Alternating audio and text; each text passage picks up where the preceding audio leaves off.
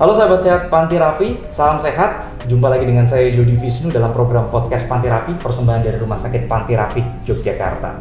Dalam kesempatan kali ini saya kedatangan seorang narasumber dan tema yang kita angkat kali ini adalah tema yang cukup menarik berhubungan dengan tumor.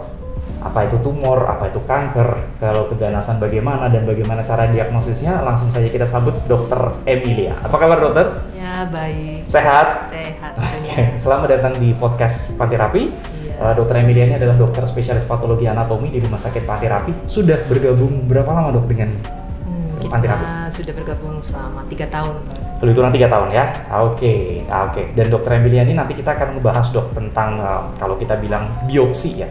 Cuma biopsi ya pengambilan jaringan lah istilahnya. Kalau orang tanya sebagai seorang patologi anatomi atau pathologist ya, patologi anatomi itu sebenarnya spesialis yang ke bidang apa? Karena mungkin sahabat sehat Pantirapi banyak bertanya juga. Ini kan kalau spesialis kan rata-rata mereka yang ada di kepala mereka yang ketemu di klinik gitu ya. Kalau sana Dr. Emilia ini menangani bidang apa? Silakan dokter.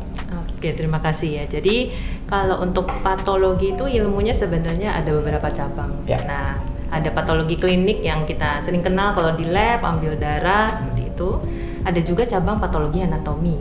Nah, kalau kita ini lebih ke jaringan tubuh dan cairan tubuh. Kebanyakan kalau orang habis operasi nih, usus buntu, operasi pengangkatan tumor, nah itu kan diperiksain sebenarnya sakitnya apa. Nah, itu akan dikirimnya ke kami. Oke, jadi bagian spesialis patologi anatomi spesialnya khusus di lab. Iya, di lab sebenarnya kita juga ada langsung ketemu dengan pasien. Nah, ini yang akan kita bahas kali ini dok. Iya. Waduh, ketemu dengan pasien. Tapi sebelumnya sahabat sehat Pantirapi, jangan lupa untuk follow akun Instagram dan juga subscribe YouTube channel Rumah Sakit Pantirapi Yogyakarta untuk banyak mendapatkan informasi seputar pelayanan kesehatan dari kami di sini. Nah dokter, saya sudah mendapat banyak pertanyaan dari rekan-rekan yang ada di lapangan dikumpulkan, terutama yang berhubungan dengan spesialistik Dr. Emilia sebagai seorang spesialis patologi anatomi. Pertama kalau ditanyakan tentang tumor dok versus kanker, sebetulnya dua hal ini tuh apa yang membedakan sih? Kenapa Dr. Emilia ini kali ini karena kita ngebahas soal tumor ya, membahas tentang itu dan kemudian bisa ada spesialistik di situ tuh bedanya gimana dok tumor kanker ini? Oke, jadi kita mungkin bedainnya itu dengan dari sisi awam dan sisi dokter ya. Jadi kalau dari sisi awam mungkin kalau kita nemuin nih pas lagi mandi atau apa di tangan kerabat, wah ada benjolan kayak gitu. Ada benjolan mungkin mereka langsung mikir, wah ini tumor nggak ya? Jadi memang dari asal kata tumor itu sendiri bisa merupakan apapun benjolannya. Bisa karena misalnya kejedot kayak gitu, jadi benjol. Atau juga misalnya ada nanahnya atau ada peradangan jadi benjol, bisa juga karena pertumbuhan jaringan yang berlebih. Nah, tumor ini kalau secara sisi medis itu memang pertumbuhan jaringan yang berlebih. Nah, dia ada dua sifat, yang jinak dan yang ganas. Nah, yang ganas ini yang kita sebut kanker. Nah, jadi kalau seandainya ada benjolan sedikit, misalnya di luar jaringan yang sesungguhnya gitu ya dok ya, berarti otomatis ya ini kita lebih baik kita periksakan. Karena kalau seandainya dijinak ya syukur, kalau seandainya nanti ternyata ada permasalahan berarti kita bisa langsung deteksi lebih dini, ditangani lebih cepat. Ya lain kalau seandainya tulang yang nonjol ya, kalau tulang nonjol kan di area yang sesuai. Ya bukan tumor, tapi kalau seandainya di area yang tempat yang lain. Yang tidak sepantasnya ada di situ logikanya.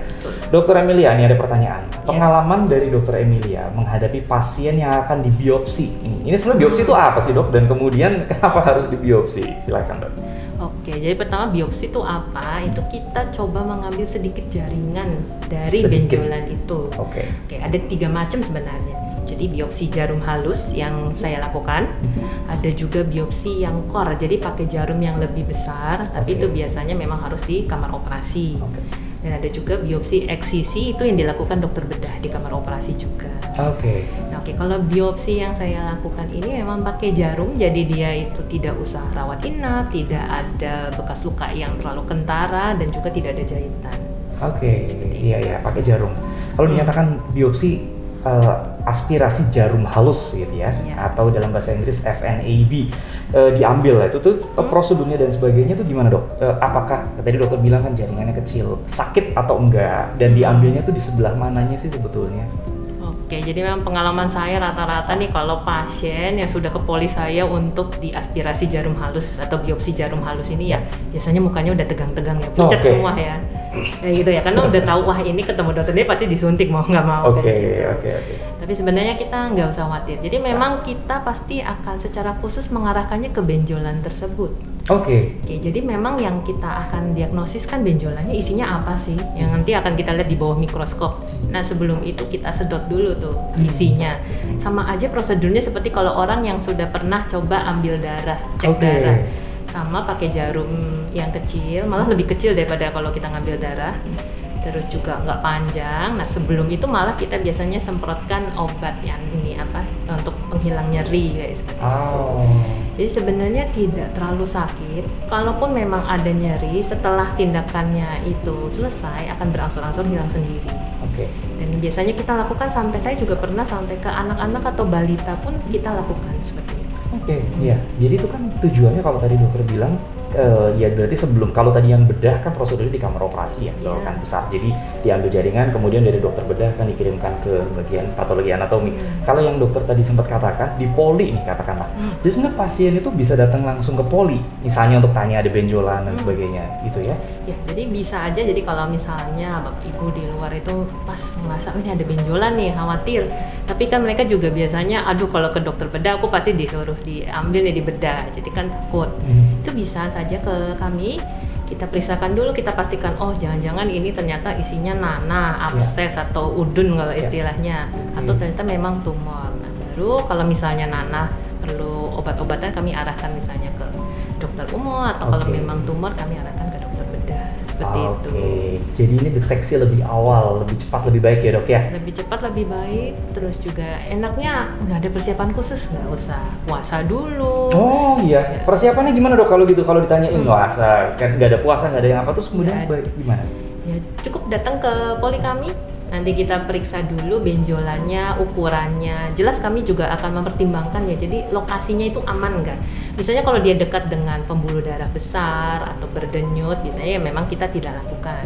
Tapi kalau aman, cukup besar, bisa diambil cukup di permukaan, itu biasanya langsung kami lakukan di poli tersebut. Jadi pasiennya tinggal tiduran, terus sama kayak kalau ambil darah nanti kami semprot dengan anti nyeri biar nggak sakit. Terus nanti kita sedot secukupnya aja. Sebenarnya udah di plester, kadang-kadang aja pas mau di plester udah bingung nih bekas lukanya di mana karena saking kecilnya. Langsung nutup. Iya, kadang-kadang juga perdarahannya juga minimal seperti itu. Jadi sebenarnya sahabat sehat Panterapi tidak perlu takut begitu ada benjolan. Itu semua, kalau memang masih takut, kan seringkali kan orang menunda dok.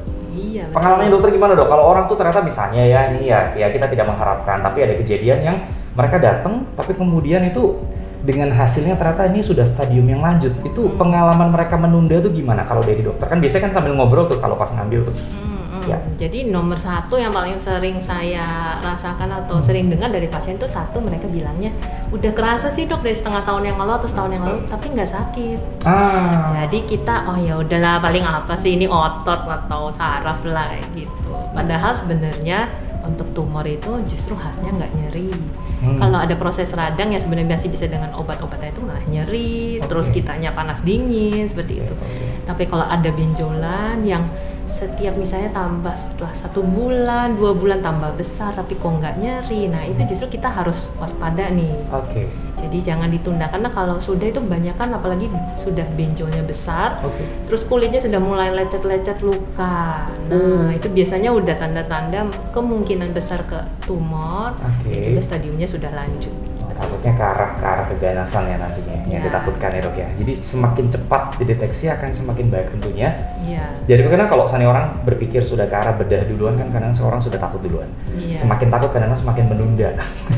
Syukur kalau nggak takut, bukan nggak takut. Syukur kalau cepat aware kemudian diperiksakan. Tapi dengan penundaan itu kan akhirnya membuat kita kan berpacu dengan waktu ya dok ya. Iya, justru jadi dari misalnya penyembuhannya jadi lebih lama. Atau kita logika aja kalau benjolannya kecil, di operasi itu kan biasanya lukanya lebih kecil ya, gitu. Tapi kalau sudah besar misalnya, kalau di sini bisa ada yang sampai 10 cm, 15 cm, otomatis operasinya juga akan lebih besar, penyembuhan juga pasti lebih lama. Jadi sebenarnya sebelum takut-takut nih bakal dibedah atau apa ya, cek dulu aja. Cek dulu aja gitu kan, langsung segera diperiksakan sehingga nanti bisa langsung tahu hasilnya. Kalau ternyata hasilnya syukur-syukur hasilnya memang baik, ya otomatis kan tetap biasanya kita tetap rujuk ke dokter bedah kalau seandainya mau diangkat dan sebagainya. Tapi kan minimal pasien tenang dulu dok. ya kan seringkali ternyata udah takut. Seringkali dok ya, ini pengalaman, nggak hanya mungkin pasien ya, even keluarga saya juga gitu kan. Takut diperiksa karena takut ketahuan hasilnya. Sering nggak pengalaman dokter gimana? Iya sering banget gitu. Jadinya agak denial atau nyangkal dulu ya. Enggak ini bukan tumor deh, aman deh, enggak aku masih sehat. Malah juga pernah mungkin pasien bilang kayak, saya ini anaknya masih kecil dok, saya pengen nemenin lebih lama. Nah justru kebalikannya, supaya kita sehat, cepat sembuh dan juga nggak stres ya, karena menunda-nunda berbulan-bulan terus dia mikirin juga, takut juga dalam hati seperti itu. Mending kita cepat periksakan, karena yang pasti kita mencari jalan supaya pasien tetap nyaman, lukanya kecil, tapi juga untuk proses diagnosisnya juga ada seperti itu. Oke, sekarang semakin cepat dideteksi sahabat sehat terapi, tentunya itu penata laksanaan bisa akan lebih baik ya sebetulnya ya. Betul. Cek kemudian kalau misalnya sampai dengan kondisi yang kurang diharapkan, paling nggak sistem sosial supportnya pun akan dipersiapkan dari rumah sakit ya. Keluarga akan diedukasi, pasien juga akan diedukasi bagaimana meningkatkan kualitas hidup lebih baik. Gitu dok ya. Nah dokter, ini kalau misalnya orang datang kemudian periksa ke katakanlah ke bagian ke polispesialis, kemudian ketemu dengan dokter Emilia ya, sebagai seorang patologi anatomi, patologis, kemudian benjolan itu diambil. Pasien kan tadi katanya nggak perlu ada persiapan macam-macam tuh, ya kan langsung datang ya, paling persiapan mental, jangan takut gitu kan, takutnya nanti ditusuk terus teriak-teriak, padahal nggak sakit. Nah gimana sesudah dilakukan biopsi dok, bisa nggak aktivitas kembali jalan dan sebagainya, atau ada sesuatu yang harus dilakukan? Oke, jadi balik lagi tergantung dari lokasi. Tergantung lokasi. Iya. Jadi rata-rata memang banyak ya. Jadi kalau kita pikirkan biopsi itu dari kepala sampai ujung kaki itu bisa kita lakukan. Nah, jadi kalau misalnya di leher atau di payudara atau di lengan itu biasanya tidak ada. Misalnya jadinya nanti nggak bisa noleh atau misalnya kesakitan itu enggak. Jadi pasien bisa pulang, bisa beraktivitas biasa lagi. Tapi mungkin misalnya kalau kita suntiknya di telapak kaki mungkin akan agak sedikit misalnya, jadi ada kesulitan untuk berjalan seperti itu.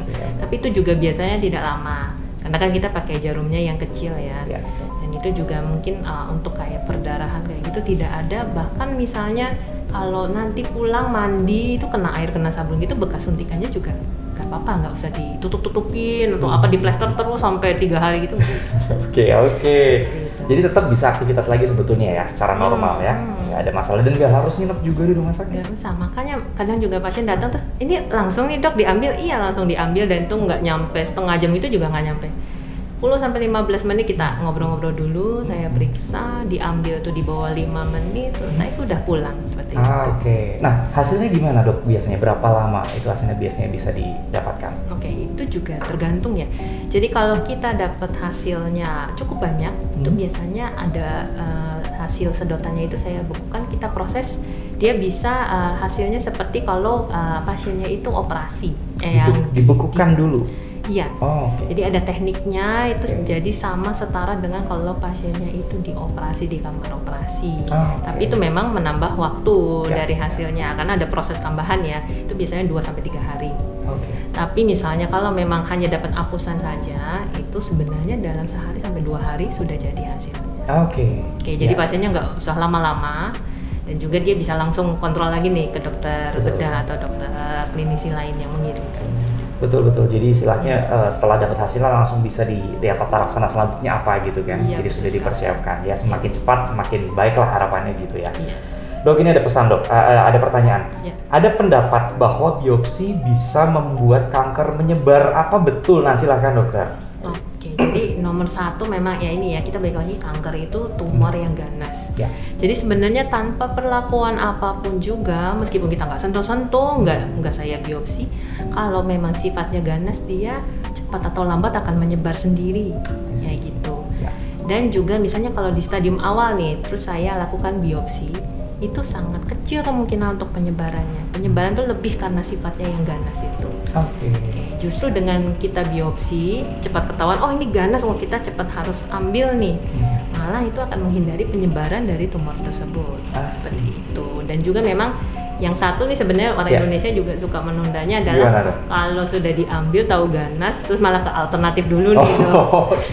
Jadi nyebarnya bukan karena di biopsinya, tapi karena aduh ini berarti harus operasi gitu, aku harus di kemo kayak gitu, takut malah ke alternatif, jadi ditunggu juga ya hasilnya jadi stadium lanjut juga. Jadi terlambat juga. Iya, karena kebanyakan mereka gitu, oh kita coba alternatif dulu nih, soalnya nggak usah operasi minum jamu-jamuan atau atau bahkan ada yang dipanasin, digosok atau apa. Nah itu yang biasanya menyebabkan penyebaran penundaan dan juga ditambah dari tindakan-tindakan di luar yang tidak sesuai dengan prosedur medis. Iya, intinya jangan ditunda ya. Apalagi kalau seandainya ini dok, pengalaman dengan ya rumah sakit Panterapi kan juga kebetulan menangani untuk kasus-kasus kanker ya. Dan ini untuk operasi juga sama. Itu kan juga sebenarnya pada dasarnya kalau itu ditanggung juga, misalnya dia ada BPJS Kesehatan, kemudian atau ada insurance lain yang menanggung gitu kan. Jadi pada dasarnya ketakutan itu, mohon maaf sekali sahabat sehat Panterapi, bukan dari dasar financial. Ini ya, kayak takut nanti dioperasi jadi mahal gitu kan. Sebenarnya bukan itu kan. Takut sakitnya. Sakitnya, mindsetnya dan sebagainya. Iya, penyangkalan. Ya, dan mikirnya jauh-jauh kadang-kadang. Jauh. Ini tadi dokter sempat bilang, mungkin ada pasien, jelas pengalaman dari dokter Emilia ini kan pengalaman ya, tiap hari ketemu dengan pasien. Takut nanti saya masih mau lihat anak saya besar, mau lihat anak saya wisuda. Ya kalau emang mau kayak gitu, ya cepetnya ditangani ya nggak? Iya, betul sekali makanya. Dan itu kita tuh senangnya menunda-nunda. Sama juga orang Indonesia sebenarnya kuat-kuat ya. Jadi kayak kalau di luar negeri mungkin tumor 2 cm, 3 cm udah ketahuan langsung diambil. Tapi kalau di kita itu ya belasan senti sampai 20-30 cm juga ada yang bertahan saking pengennya untuk nggak dioperasi seperti itu. Iya betul, karena dengan alasannya katanya nggak mengganggu kok gitu kan ya. Nggak nyeri, nggak mengganggu, saya tahan, tapi pelan-pelan kalau itu tumor ganas dia menyebar kemana-mana. Oke. Di saat itu akan sangat sulit sekali, apalagi kayak menyebar misalnya ke tulang, ke otak, itu kan tidak bisa dioperasi malah. Betul banget. Oh iya betul banget. Ya, jadi sahabat sehat Panterapi, kalau seandainya Anda ataupun keluarga ataupun saudara ada yang punya keluhan ya benjolan di tubuh, mau sekecil apapun tapi juga bisa dirasakan ya. Karena kan nggak usah dilihat ya, dipegang aja berasa kan. Lebih baik cepat untuk diperiksakan ya. Kalau seandainya memang tidak mau diangkat karena tidak mengganggu, sejauh hasilnya ternyata aman, ya silakan saja gitu kan. Iya, ada tumor-tumor jinak seperti kalau ada istilahnya tumor lemak atau lipoma itu. Itu juga batasnya tegas. Suka juga ada banyak itu, ada 1-2 biji misalnya di dekat leher, di punggung yang banyak lemaknya ya. Nah, itu juga kalau tidak mengganggu sebenarnya ya kalau diobservasi aja gitu juga nggak apa-apa. Tapi kalau sampai mengganggu atau mungkin lebih ke estetik ya itu boleh diangkat. Tapi ada juga sih dok. Gimana? Jadi yang tidak terlihat nih, kita juga masih bisa melakukan biopsi. Jadi si organ-organ yang memang malah juga sulit dioperasi, misalnya paru nih, ada tumor paru. Nah kalau dioperasi kan kita harus motong tulang iga, ngambil paru pun karena itu adalah organ pernafasan kita kan jelas nggak bisa diambil banyak-banyak. Nah itu bisa kita lakukan juga, aspirasi jarum halus. Nah itu dengan panduan dengan CT scan. Gitu. Jadi yang tidak terlihat benjolannya, tidak teraba, tapi mungkin misalnya ada pasien-pasien yang sudah coba USG terus ketahuan, oh di dalam ini ada benjolan. Nah kalau tidak teraba kita melakukan FNAB-nya atau aspirasi jarum halusnya itu dengan panduan dengan teman-teman di radiologi.